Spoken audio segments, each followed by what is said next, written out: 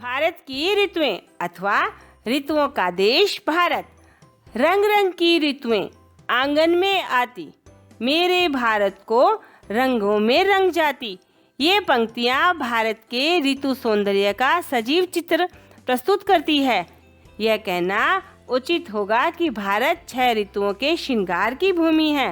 प्रकृति ने भारत को उन्मुक्त रूप से सौंदर्य प्रदान किया है। यहाँ पाई जाने वाली 6 ऋतुएं बारी बारी से आती है और अपना सौंदर्य लौटाकर देश के सौंदर्य में वृद्धि कर जाती है। ये ऋतुएं हैं ग्रीष्म ऋतु, वर्षा ऋतु, शरद ऋतु, शिशिर ऋतु, हेमंत ऋतु और वसंत ऋतु।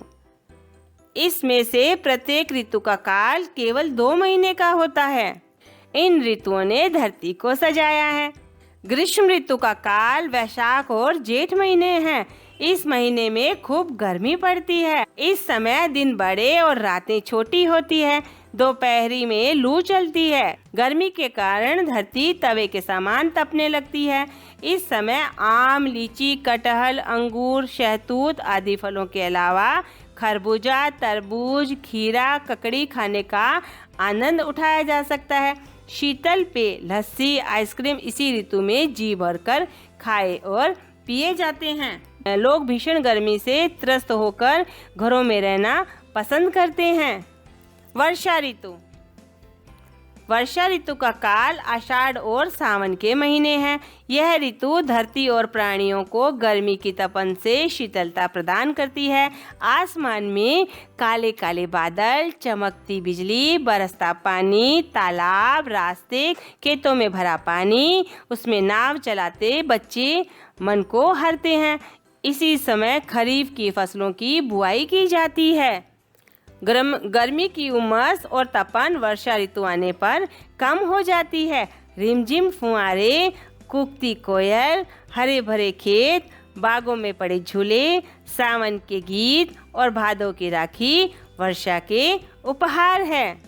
शरद ऋतु का काल भादों और कवार के महीने हैं। यह ऋतु अत्यंत प्रिय लगती है। आसमान साफ रहता है। इसी समय चांदनी रातें बड़ी शीतल और सुहानी लगती है। दशहरा इसी ऋतु का प्रसिद्ध त्योहार है। धान की पकी फसलें खुशहाली आने का संदेश देती प्रतीत होती है। यानी शरद के आगमन के साथ आकाश को काले घुमड़ते बादलों से मुक्ति मिल जाती है। आकाश स्वच्छ एवं निर्मल हो जाता है। मौसम सुहावना हो जाता है। हेमंत ऋतु की आहट सुनाई देती है। हेमंत ऋतु का काल कार्तिक और कवार महीने हैं। इस ऋतु में सर्दी पड़नी शुरू हो जाती है। खेतों में फसलें पकने लगती हैं। नाना प्रकार की सब्जियां तैयार हो जाती है। रबी की फसलों की बुआई का काम शुरू हो जाता है। दीपावली, भैया दूज, गोवर्धन पूजा, गुरु पूर्णिमा आदि त्योहार इसी समय मनाए जाते हैं। यानी हेमंत ऋतु कड़ाके की ठंड की ऋतु है। पर्वतों पर बर्फ गिरने लगती है। आसमान में कोहरा छा जाता है। तेज ठंडी हवाएं ऊनी वस्त्रों को चीरकर शरीर को कंपा देती है। शिशिर ऋतु का आगमन पोष और माघ है। गरीबों के लिए यह ऋतु अत्यंत कष्टकारी होती है। इस समय भयंकर सर्दी पड़ती है। मैदानी इलाकों में कभी कभी पाला पड़ता है, जिससे फसलें खराब हो जाती है।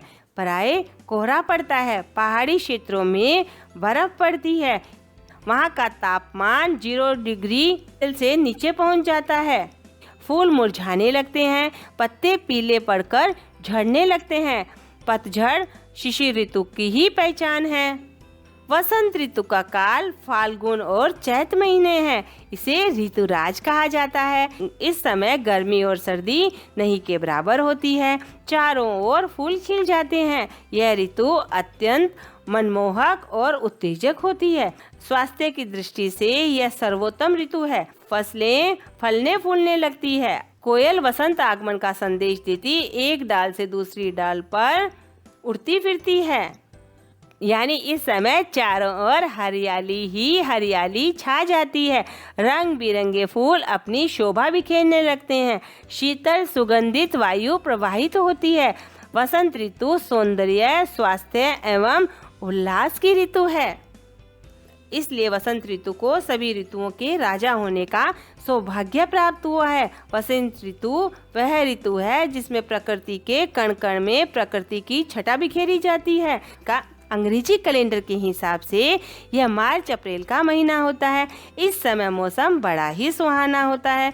इस समय समस्त प्राणी पशु पक्षी उल्लास एवं आनंद में डूब जाते हैं।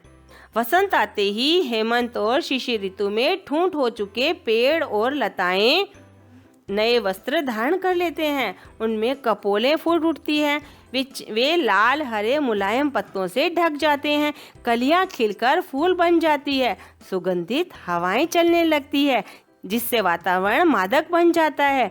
जामुन कटहल और मुकुलित होने लगते हैं। आमों पर मंजरियां आ जाती है जिसकी वजह से वातावरण महक उठता है। बसंत आते ही चारों ओर प्राकृतिक सुषमा बिखर जाती है। खेतों में दूर दूर तक फैली फूली सरसों देखकर लगता है कि धरती ने पीली चुनर ओढ़ रखी है।